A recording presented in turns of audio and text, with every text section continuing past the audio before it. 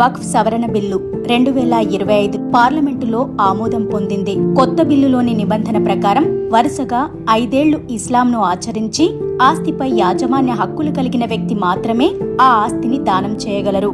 అలాగే కొత్త బిల్లులో సర్వే నిర్వహించే అధికారం వక్ఫ్ కమిషనర్ నుంచి కలెక్టర్కు బదిలీ అయింది.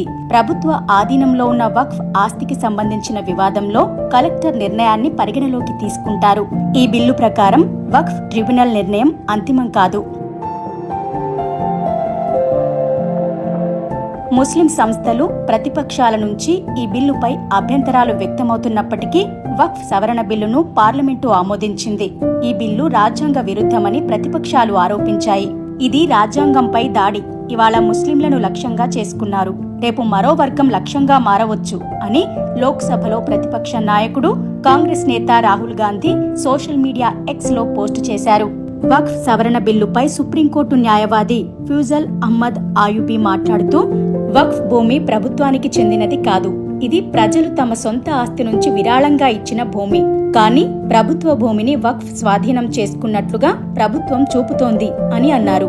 అమాయకత్వంతోనో లేదా రాజకీయ కారణాల వల్ల సభ్యుల మనసుల్లో చాలా అపోహలు ఉన్నాయని, వాటిని వ్యాప్తి చేయడానికి ప్రయత్నాలు జరుగుతున్నాయని లోక్సభలో ఈ బిల్లుపై చర్చ సందర్భంగా హోంమంత్రి అమిత్ షా ప్రతిపక్షాన్ని ఉద్దేశించి ఆరోపించారు. ఈ చట్టం ముస్లిం సమాజం మతపరమైన హక్కులు, ఆస్తుల్లో జోక్యం చేసుకుంటుందని కొంతమంది పుకార్లు వ్యాప్తి చేస్తున్నారని, మైనారిటీలను భయపెట్టి ఓటు బ్యాంకుగా ఉపయోగించుకునే కుట్ర మాత్రమే అని అమిత్ షా వ్యాఖ్యానించారు. ప్రభుత్వ డేటా ప్రకారం వక్ఫ్ కు దాదాపు 9.4 లక్షల ఎకరాల భూమి ఉంది. రక్షణ, రైల్వే శాఖల తరువాత భారత్ లో ఎక్కువ భూములుంది వక్ఫ్ కే.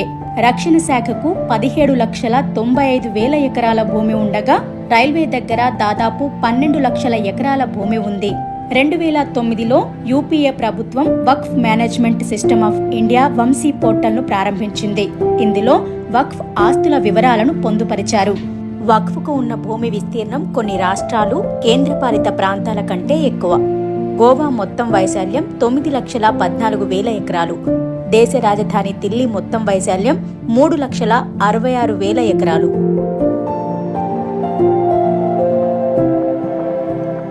వంశీ పోర్టల్ ప్రకారం వక్ఫ్ కు 8,72,324 స్థిరాస్తులు, 16,713 చరాస్తులు ఉన్నట్టు గుర్తించారు. వీటిలో 97% ఆస్తులు కేవలం 15 రాష్ట్రాల్లోనే ఉన్నాయి. వంశీ పోర్టల్ ప్రకారం 58,890 ఆస్తులు ఆక్రమణలకు గురయ్యాయి. 4,36,179 ఆస్తుల గురించి ఈ వెబ్సైట్లో ఎలాంటి సమాచారం అందుబాటులో లేదు. 13,000 ఆస్తులు కేసుల్లో ఉన్నాయి. మొత్తం వక్ఫ్ ఆస్తులలో ఎలాంటి వివాదం లేనివి 39% మాత్రమే అని వంశీ పోర్టల్ చెబుతోంది.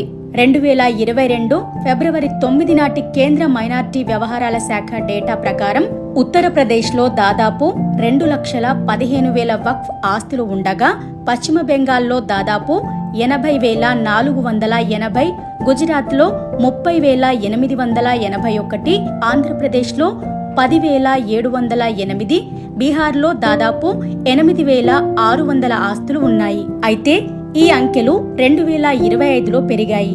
ఇప్పుడు ఉత్తరప్రదేశ్లోనే 2,32,000 వక్ఫ్ ఆస్తులున్నాయి. ప్రస్తుత డేటా ప్రకారం మసీదుల తర్వాత వక్ఫ్ ఆస్తి ఎక్కువగా శ్మశాన వాటికల పేరుతో ఉంది. ఇది దాదాపు 1,05,000 ఎకరాలు. మసీదుల పేరుతో 1,19,000 ఎకరాల భూమి ఉంది. ఇమాం బాడా లేదా అసుర్ఖానా పేరుతో 17,000 ఆస్తులు, మదర్సాల పేరుతో 14,000 ఆస్తులు ఉన్నాయి. సమాధులు, దర్గాల పేరిట దాదాపు 34,000 ఆస్తులున్నాయి. దాదాపు వ్యాపార ప్రాధాన్యం కలిగిన 1,13,000 ఆస్తులు, 92,000 ఇళ్లు ఉన్నాయి. వ్యవసాయ సంబంధిత ఆస్తులు దాదాపు 1,40,000 ఉన్నాయి. 1913 నుంచి 2013 వరకు వక్ఫ్ బోర్డు మొత్తం భూమి 18 లక్షల ఎకరాలు ఉండగా, 2013 నుంచి 25 మధ్య 21 లక్షల ఎకరాలు పెరిగిందని అమిత్ షా చెప్పారు. ఈ 39 లక్షల ఎకరాల భూమిలో 21 లక్షల ఎకరాల భూమి 2013 తర్వాత పెరిగింది.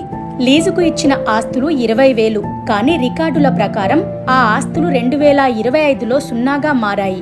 అవి అమ్ముడుపోయాయి అని అమిత్ షా తెలిపారు. వక్ఫ్ చట్టంలో 2 రకాల ఆస్తుల ప్రస్తావన ఉంది. మొదటి వక్ఫ్ అల్లా పేరుతో ఉంటుంది, అంటే అల్లాకు అంకితం చేసిన వారసత్వ హక్కులు లేని ఆస్తి. రెండవ రకం వక్ఫ్ అలాల్ ఔలాద్, అంటే వారసులు చూసుకునే వక్ఫ్ ఆస్తి. ఈ రెండవ రకం వక్ఫ్ కు సంబంధించి కొత్త బిల్లులో నిబంధన ఉంది.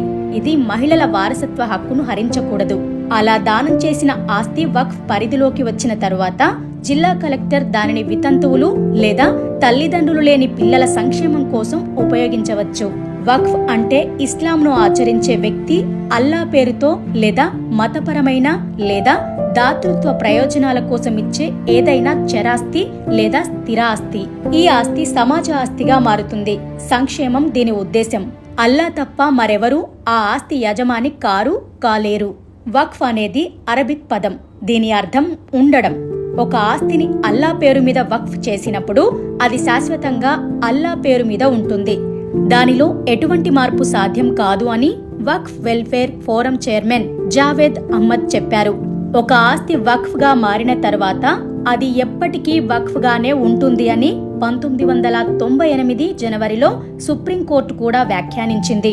వక్ఫ్ ఆస్తులను కొనడానికి లేదా అమ్మడానికి లేదా ఎవరైనా బదిలీ చేయడానికి వీలులేదు. ఆల్ ఇండియా ముస్లిం జమాత్ జాతీయ అధ్యక్షుడు మౌలానా ముఫ్తీ షాబుద్దీన్ రజ్వీ బరెల్వీ ఈ వక్ఫ్ సవరణ బిల్లుకు అనుకూలంగా ఉన్నారు. ఈ సవరణ ద్వారా కేంద్ర ప్రభుత్వం వక్ఫ్ బోర్డు ఆస్తి విషయంలో ఏకపక్షాన్ని అరికడుతుంది. భూమాఫియాలతో కుమ్మక్కై వక్ఫ్ ఆస్తులను విక్రయించడం లేదా లీజుకు ఇవ్వడం వంటి అక్రమాలను అరికడుతుంది అని అన్నారు. ఏప్రిల్ 2న లోక్సభలో ఈ బిల్లుపై చర్చ సందర్భంగా అధికార ప్రతిపక్షాల మధ్య వాడివేడి చర్చ జరిగింది. కాంగ్రెస్, ఎస్పీ, టీఎంసీ సహా ఇండీ కూటమిలోని పార్టీలు ఈ బిల్లును వ్యతిరేకించాయి. బీజేపీ మిత్రపక్షాలు టీడీపీ, జేడీయూ ఈ బిల్లుకు మద్దతిచ్చాయి.